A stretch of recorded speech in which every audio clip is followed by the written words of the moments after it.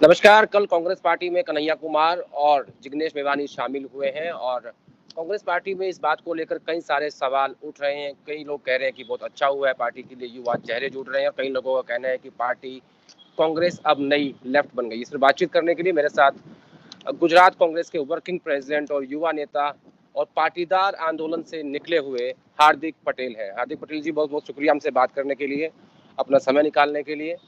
और सबसे पहला सवाल मेरा यही कि कांग्रेस पार्टी में कल से चर्चा है कि कांग्रेस अब नई लेफ्ट बनने जा रही है कन्हैया के आने से, और इसके साथ ही एक आरोप बीजेपी का भी है कि ये टुकड़े टुकड़े गैंग है। देखिए, सबसे पहले आदेश जी, जो नौजवान इस देश के प्रति अपनी श्रद्धा और निष्ठा रखता है और वो चाहता है कि इस देश के लोगों के लिए अच्छा हो, ये देश मजबूत बने, और वो व्यक्ति अगर कांग्रेस पार्टी में आकर देश की सेवा में भागीदार बनना चाहता है तो स्वाभाविक है, हम सब लोग उनका हार्दिक स्वागत करते हैं। भारतीय ठीक है। जनता पार्टी इसलिए बौखलाई हुई है क्योंकि लगातार अब नौजवान कांग्रेस पार्टी का दामन थाम रहे हैं। एक बात बहुत ही स्पष्ट है कि भारतीय जनता पार्टी खुद टुकड़े टुकड़े गैंग है, क्योंकि उन्होंने जात पात के नाम पर लोगों को बांटने का काम किया। भारतीय जनता पार्टी टुकड़े टुकड़े गैंग इसलिए है क्योंकि उन्होंने लोगों को धर्म के नाम पर बांटने का काम किया है। हम नौजवान तो इस देश के खातिर अपने जान न्यौछावर करने के लिए तैयार रहते हैं। जब भी इस देश पर कोई आंच आएगी तो हम खड़े हो जाएंगे। हम नौजवानों को बदनाम करने के लिए भारतीय जनता पार्टी सभी तरीके अपना रही है, लेकिन राहुल गांधी के नेतृत्व में हम सब लोग गांधी, सरदार, नेहरू, अंबेडकर, भगत सिंह के सपनों का भारत बनाने के लिए हम सब लोग एकजुट हो रहे हैं। और मैं तो देश के सभी नौजवानों को आह्वान करता हूं कि आइए कांग्रेस पार्टी में जुड़कर इस देश की सेवा में साथ मिलकर लड़ते हैं। ठीक है। एक सवाल पंजाब से हार्दिक पटेल, क्योंकि आप वर्किंग प्रेसिडेंट भी हैं। सिद्धू ने कल इस्तीफा दे दिया और पंजाब में जो रायता है वो फैलता जा रहा है। इसको आप कैसे देखते हैं कि इसको कैसे टैकल करना चाहिए था? क्या सिद्धू को अपनी पार्टी में रह के बात करनी चाहिए थी, या फिर इस्तीफा देकर जो मीडिया में गए उन्होंने वो सही किया? देखिए, सबसे पहली बात यह है कि पंजाब में हमारी सरकार थी, मजबूत सीटों के साथ वहां सरकार बनी थी। उसके बाद लगातार वहां पर छोटे मोटे इश्यू होते रहे और उस पर हमारे आदरणीय राहुल जी, प्रियंका जी, सोनिया जी ने बहुत ही बारीकी से वहां पर सब कुछ बात भी की। जो भी वहां के लोगों को अच्छा लग रहा था, वहां के विधायकों को अच्छा लग रहा था, वो काम किया है। लेकिन कल जो हुआ उससे हम लोग भी दुखी है, क्योंकि वहां के संगठन और हाईकमान ने दोनों ने तालमेल करके वहां पूरा सेटल किया था। और मैं मानता हूं कि जो भी कुछ हो, रूम में बैठकर बात करनी चाहिए। आज मान लीजिए कि हम लोग युवा है, हमारे ऊपर के जो नेता है वो थोड़े बुजुर्ग है, तो थोड़े मोटे विवाद रहते हैं क्योंकि उनका अनुभव होता है, हमारा जोश होता है।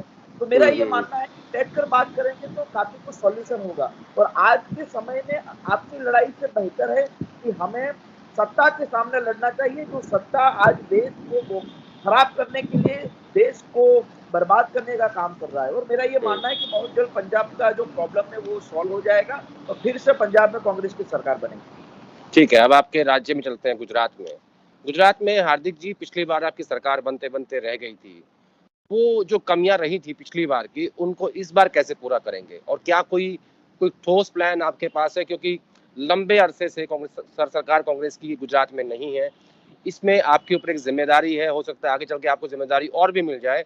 तो क्या कोई गुजरात के लिए स्पेसिफिक प्लान तैयार किया जा रहा है? देखिए, गुजरात को लेकर लगातार राहुल जी संपर्क में है।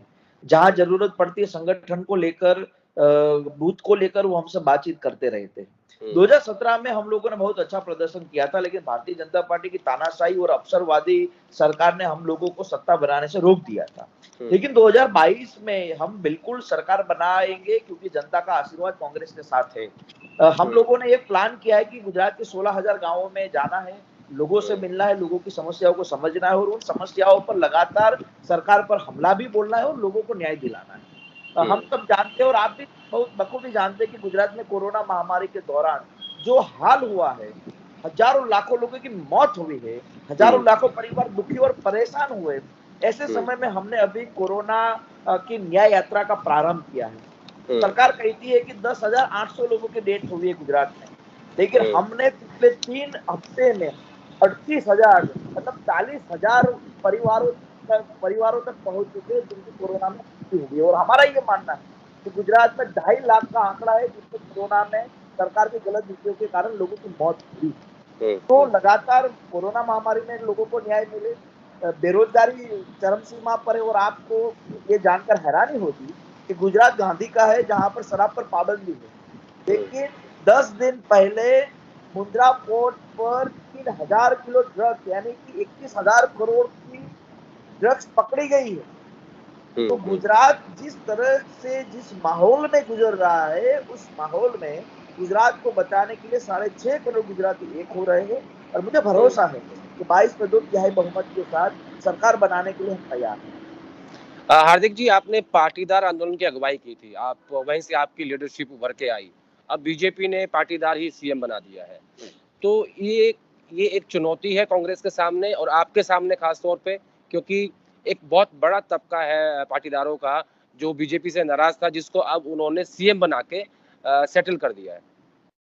देखिए, पहली बात कि गुजरात में भारतीय जनता पार्टी डाउन चल रही है, इसलिए पूरा मंत्रालय और पूरा मुख्यमंत्री बदल देना पड़ा।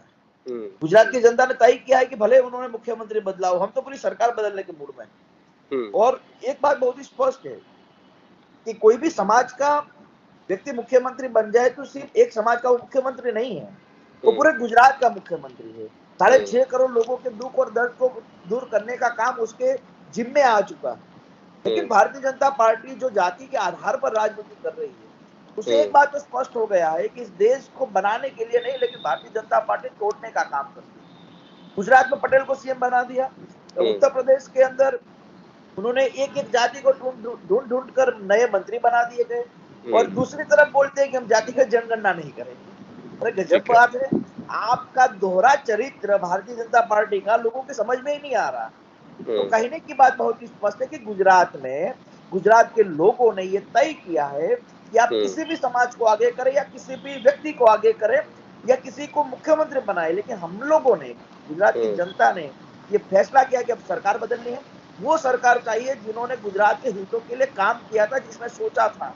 अगर भारतीय जनता पार्टी गुजरात मॉडल के नाम पर प्रधानमंत्री नरेंद्र भाई बन जाते हैं, लेकिन आज भी गुजरात में सरकारी अस्पतालों की क्यों कमी है? आज भी देश की टॉप 10 यूनिवर्सिटी में गुजरात की एक भी यूनिवर्सिटी क्यों नहीं है? आज भी गुजरात में 35 लाख नौजवान बेरोजगार क्यों है? आज भी सौराष्ट्र के 2-3 जिलों में पीने लायक पानी समय पर क्यों नहीं मिलता? लेकिन सिंचाई के लिए लेकिन पानी क्यों नहीं मिलता? लेकिन ये हार्दिक सारी भाई, चिंता है। हार्दिक जी, गुजरात का डेवलपमेंट मॉडल दिखाकर ही प्रधानमंत्री जी ने देश के लिए वोट मांगे। और राजनीति में सारा खेल नंबर्स का होता है और कांग्रेस पार्टी बार बार नंबर के खेल में हार जाती है, ये भी तो एक सच्चाई है ना। इस बार नहीं होगा आदेश जी। इस बार जनता का प्यार और हमारी मेहनत और गुजरात के लिए हमारा विजन एक नया परिवर्तन लेकर आएगा, और ये परिवर्तन आप बहुत जल्द देखेंगे। 2/3 बहुमत के साथ गुजरात के लोग हमें सरकार देंगे।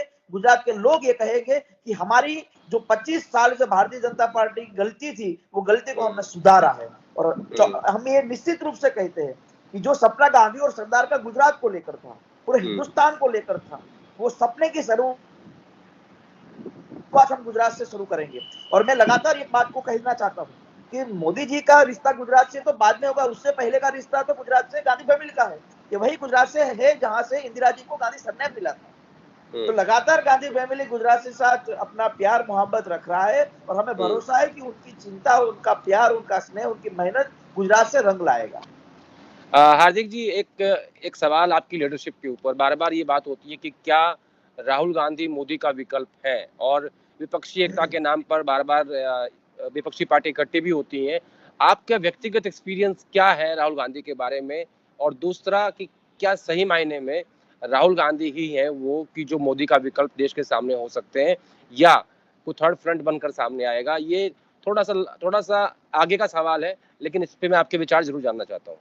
देखिए आदिल जी, कल हम जब शहीद भगत सिंह को माला अर्पण करके एआईसीसी आ रहे थे, तो हम चारों लोग गाड़ी में थे, मैं, कन्हैया, जिग्नेश और हमारे नेता राहुल जी। राहुल जी तब भी जो बात कर रहे थे वो सत्ता की बात नहीं होती उनके मुंह से, वैचारिक बात होती है, लोगों के हितों की बात होती है, देश के हित की बात होती है। और उससे पहले भी जब हम 2-2, 3-3, 2.5 घंटा झूम कर बात करते या रूबरू मुलाकात होती है, तब भी उनकी वैचारिक बात से हम लोग प्रभावित थे। और इसीलिए हमारे पर इतने सारे केस है, मुझ पर 32 केस है, उम्र 27 साल, 2 साल की मुझे सजा मिली है, मुझे 6 महीने गुजरात बाहर रखा था, मैं 9 महीने जेल में रहा था। तो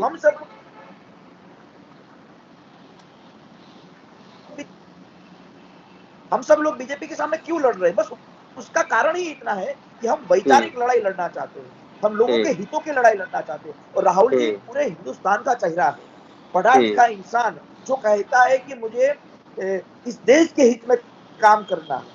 अगर वो प्रधानमंत्री बनना चाहते आदेश जी तो 2004 और 9 में बन जाते, लेकिन नहीं, उन्होंने कहा मुझे मुझे देश के हित में बोलना है, मुझे दौड़ना है। और इसीलिए मेरा ये मानना है कि राहुल जी विपक्ष का भी एक चेहरा है और देश के लिए एक नई उम्मीद भी। एक आखिरी सवाल हार्दिक जी, क्या प्रशांत किशोर को कांग्रेस पार्टी में शामिल कर लेना चाहिए जैसी चर्चा चल रही है? देखिए, मेरा तो ये बहुत ही स्पष्ट रूप से मानना है, क्योंकि मैं तो एक नौजवान हूँ। आप देखिए कि कल जिग्नेश और कन्हैया जब पार्टी में शामिल हुए तो सबसे बड़ा खुश मैं हूँ। अगर मेरी जगह कोई और होता तो अपने आप में अनसिक्योरिटी फील करता कि यार नए नौजवान क्यों आ गए पार्टी में, मेरी जगह खा जाएंगे। नहीं, हम वो लोग हैं जो चाहते हैं कि आए सब लोग पार्टी में जुड़े और इस देश को बेहतर बनाने और मजबूत बनाने का हिस्सा बने। बाकी प्रशांत किशोर तो हाईकमान वो बात तय करेगा। हम तो अपनी बात रखते हैं पार्टी के सामने, फिर पार्टी तय करती नहीं ये सही है या गलत। अगर कोई नौजवान पार्टी में आना चाहता है, कोई नए विजन के साथ आना चाहता है, जो राहुल जी के लीडरशिप में काम करना चाहता है, देश के हित में काम करना चाहता है, तो बिल्कुल उन सबका हार्दिक स्वागत हम लोग बड़े दिल से करते हैं। ठीक है, थैंक यू हार्दिक जी, बहुत बहुत शुक्रिया आपका समय देने के लिए और अपनी बात रखने के लिए। बहुत बहुत शुक्रिया हार्दिक जी, थैंक यू।